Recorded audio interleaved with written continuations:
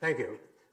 Water is quite beautiful to look at, and I guess you probably all know that you're 2/3 water, but you do, don't you? Right. But you may not know that because the water molecule is so small, that 2/3 translates into 99% of your molecules. Think of it, 99% of your molecules are water. So do those, your shoes are carrying around a blob of water, essentially. Now, so the question is, in your cell, do those water molecules actually do something? Are these molecules essentially jobless, or do they do something that might be really, really interesting? And for that matter, are we even really sure that water is H2O? We read about that in the textbook, but is it possible that some water is actually not H2O? So these are questions that whose answers are actually not as simple as you think they might be. In fact, we're really in the dark about water. We know so little. And why do we know so little? Well, you probably think that water is so pervasive and it's such a simple molecule that everything ought to be known about water, right? I mean, you'd think it's all there. Well, scientists think the same. Many scientists think, oh, water is so simple that everything must be known. And in fact, that's not at all the case. So let me show you, to start with, a few examples of things about water that we ought to know, but we really haven't a clue. So here's something that you see every day. You see a cloud in the sky, and you haven't asked the question, how does the water get there? Why? I mean, there's only one cloud sitting there, and the water is evaporating everywhere. Why does it go to this cloud, forming what you see there? So another question, could you imagine droplets floating on water? We expect droplets to coalesce instantly with the water. The droplets persist for a long time. And then here's another example of walking on water. This is a lizard from the Central America, and because it walks on water, it's called the Jesus Christ lizard. And of course, you'll say, well, I know the answer to this. The surface tension is high on water, but the common idea of surface tension is that there's a single molecular layer of water at the top, and this single molecular layer is sufficient to create enough tension to hold whatever you put there. I think this is an example that doesn't fit that. And here's another example, 2 beakers of water. You put 2 electrodes in, and you put high voltage between them, and then what happens is a bridge forms, and this bridge is made of water, a bridge of water, and this bridge can be sustained as you move one beaker away from the other beaker as much as 4 centimeters, sustained essentially indefinitely. How come we don't understand this? So what I mean is that there are lots of things about water that we should understand, but we don't understand. And so we really don't know. So, okay, so what do we know about water? Well, you've learned that the water molecule contains an oxygen and 2 hydrogens. That you learn in the textbook. So we know that. And we also know there are many water molecules, and these water molecules are actually moving around microscopically. So we know that. What don't we know about water? Well, we don't know anything about the social behavior of water. What do I mean by social? Well, you know, sitting at the bar and chatting with your neighbor. We don't know how water molecules actually share information or interact. And also, we don't know about the actual movements of water molecules, how water molecules interact with one another, and also how water molecules interact with other molecules like that purple one sitting there. Unknown. Also, the phases of water. Now, we've all learned that there's a solid phase, a liquid phase, and a vapor phase. However, 100 years ago, there was some idea that there might be a 4th phase somewhere in between a solid and a liquid. Sir William Hardy, a famous physical chemist, 100 years ago exactly, professed that there was actually a 4th phase of water, and this water was kind of more ordered than other kinds of water, and in fact had a gel-like consistency. So the question arose to us, you know, all of this was forgotten because because people began, as methods improved, to begin to study molecules instead of ensembles of molecules. And people forgot about the collectivity of water molecules and began looking, the same as in biology, began looking at individual molecules and lost sight of the collection. So we thought, we're going to look at this because we had some idea that it's possible that this missing link, this fourth phase, might actually be the missing link so that we can understand the phenomena regarding water that we don't understand. So we started by looking somewhere between a solid and liquid.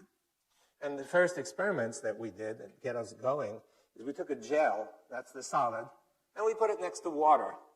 And we added some particles to the water because we had the sense that something, the particles would show us something.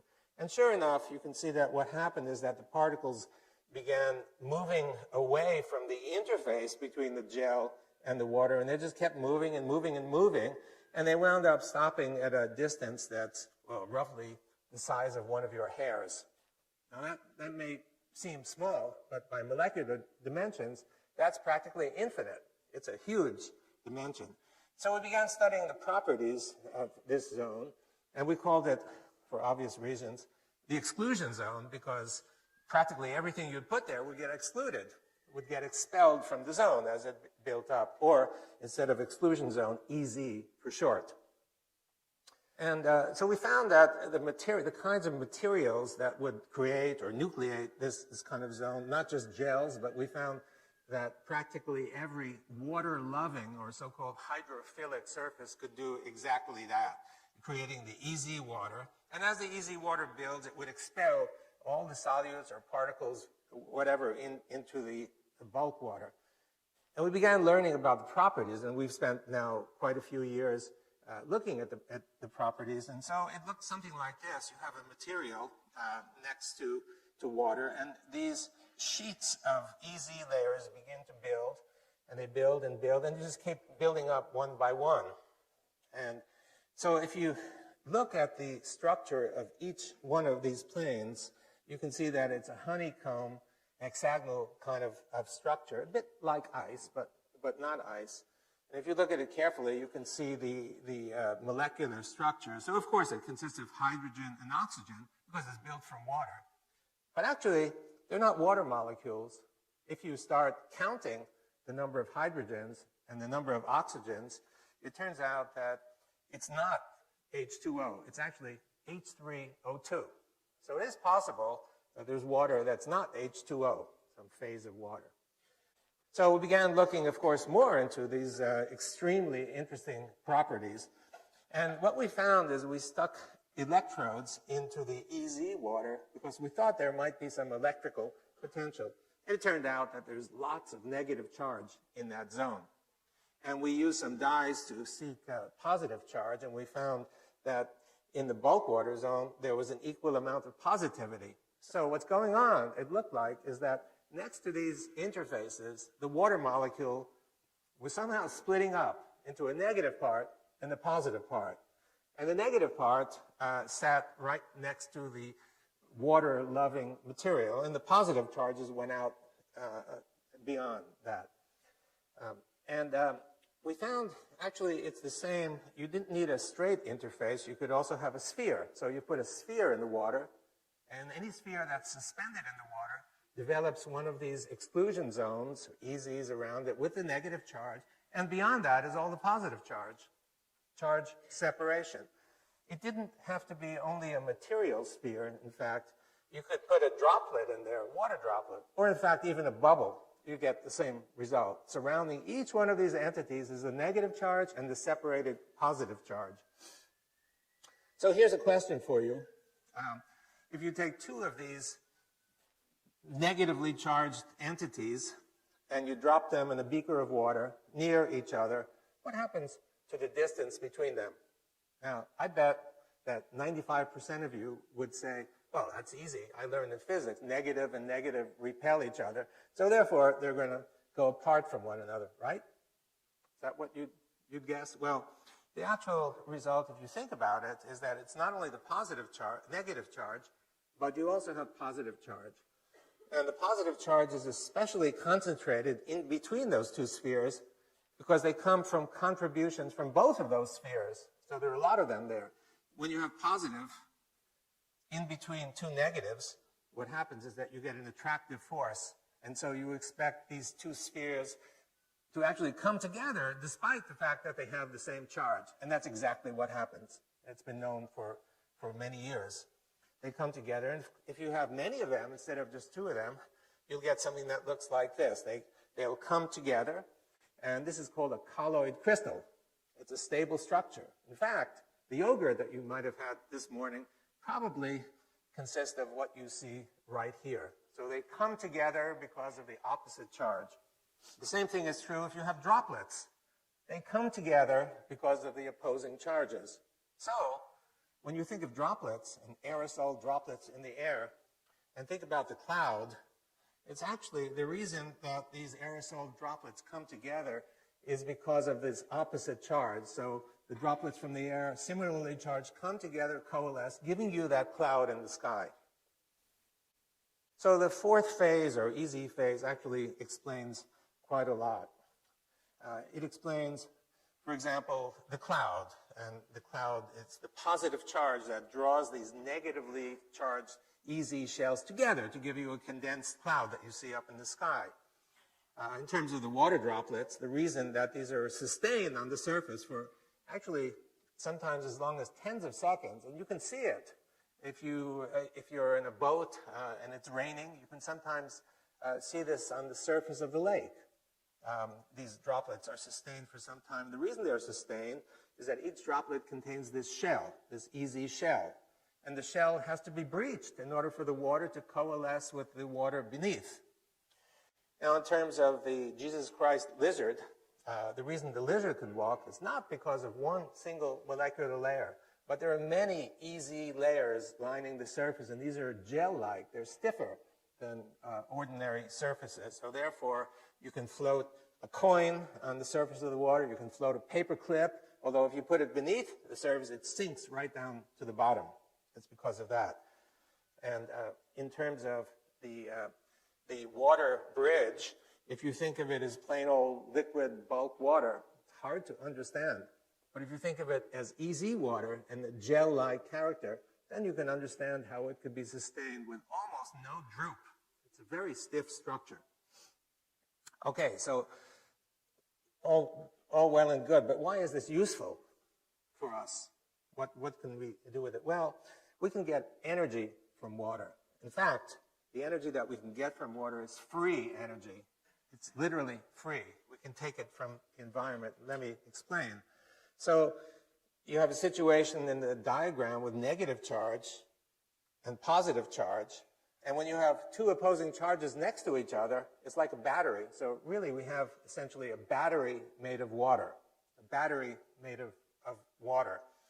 And of course you can extract charge from it. And so that is the, now, batteries run down like your cell phone needs to be plugged in every day or two. And so the question is, well, what charges this water battery? It took us a while to figure that out, what recharges the battery. And one day, we're doing an experiment, and a student in the lab walks by, and he has this lamp. And he takes the lamp and he shines it on the specimen. And where the light was shining, we found that the exclusion zone grew. It grew by leaps and bounds. So we thought, aha, it looks like light. And we did many experiments to show that the energy for building this comes from light. It comes not only from the direct light, but also indirect light. What do I mean by indirect light? Well, what I mean is that the indirect light is for example, infrared light that exists all over this auditorium. If we were to turn out all the lights, including the floodlights, and I pulled out my infrared camera and looked at the audience, you'd see a very clear, bright image. And if I looked at the walls, you'd see a very clear image. And the reason for that is that everything is giving off infrared energy. You're giving off infrared energy. That's the energy that's most effective in building this charge separation in this fourth phase. So in other words, you have the material, you have the easy water, and you collect energy from outside. And as you collect the energy from outside, the exclusion zone builds. And if you take away that extra energy, it'll go back to its normal size. So this battery is basically charged by light, by the sun. It's a gift from the sun. If you think about it, what's going on, if you think about the plant that you have sitting in your kitchen getting light, you know where the energy comes from. The energy comes from the light. It's the photons that hit the plant that supply all the energy, right? And the plant converts it to chemical energy, the light energy to chemical energy, and the chemical energy is then used to do growth and metabolism and bending and what have you. That we all know, it's very common. What I'm suggesting to you from our results is that the same thing happens in water. No surprise because the plant is mostly water. So I'm suggesting to you that energy is coming in from outside, light energy, infrared energy, radiant energy, basically, and the water is absorbing the energy and converting that energy into some sort of useful work. And so we come to the equation E equals H2O, a bit different from the equation that you're familiar with. But I think it really is true that you can't separate energy from water. Water is a repository of energy coming free from the environment. Now, can we harvest some of this energy, or is it just totally useless? Well, we can do that because you have a negative zone and a positive zone, and if you put two electrodes in, you can get energy, right? Just like a battery. And we've done that, and we were able to, for example, a very simple optical display can be run from the energy that you can get from here. And obviously, we need to build it up into something bigger and more major in order to get the energy. This is free energy, and it comes from water.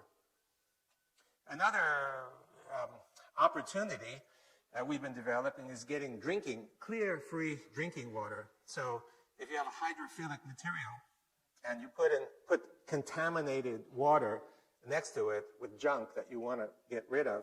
So what happens, as I've shown you, is that this stuff gets excluded from beyond the exclusion zone, and the remaining EZ doesn't have any contaminants. So you can put bacteria there, and the bacteria would go out. And because the exclusion zone is big, it's easy to extract the water and harvest it. And we've done that, and we're working on trying to make it practical. Well, one of the things we noticed is that it looks as though salt is also excluded. So we're now thinking about extending this to putting in ocean water, and you put the ocean water in, and if the salt is excluded, then you simply take the EZ water, which should be free of salt, and you can get drinking water then out of this. Also, getting biological energy. So the cells are full of macromolecules, proteins, nucleic acids, and each one of these is a nucleating site to build EZ water. So around each one of these is EZ water. Now, the EZ water is negatively charged, and the region beyond is positively charged. So you have charge separation, and these separated charges are free, available to drive reactions inside your cells. So what it means really is it's a kind of photosynthesis that your cells are doing. The light is being absorbed, converted into charge separation, just the same that happens in photosynthesis, and these charges are used by you. One example of this is obtaining energy on a larger scale. I mean, the energy is coming in all the time from all over. And it's absorbed by you actually quite deeply. If you take a flashlight and you shine the flashlight through the palm, you can actually see it through here. So it penetrates quite deeply. And you have many blood vessels all around you, especially capillaries near the periphery. And it's possible that some of this energy that's coming in is used to help drive the blood flow. And let me explain that in a moment. So what you see here is the microcirculation. It's a piece of muscle, and you can see a few capillaries winding their way through. And in these capillaries are the red blood cells that you can see. A typical red blood cell looks like on the upper right, it's big, but when they actually flow, they bend. The reason they bend is that the vessel is too small. So the vessel is sometimes even half the size of the red blood cells. They've got to squinch and go through. Now, it requires quite a bit of energy to do that. And the question is, does your heart really supply all the energy that's necessary for driving this event? And what we found is a surprise. We found that if we take a hollow tube made of hydrophilic material, just like a straw, and we put the straw in the water, we found constant, unending flow that goes through. So here's the experiment. Here's the tube, and you can see that the tube is put in the water. We fill it the inside just to make sure it's completely filled inside and put it into the water. And the water contains some spheres, some particles, so we can detect any movements that occur. And you look in the microscope, and what you find looks like this: unending flow through the tube. It can go on for a full day, as long as we've looked at it. So it's free. Light is driving this flow in a tube. No extra source of energy other than light.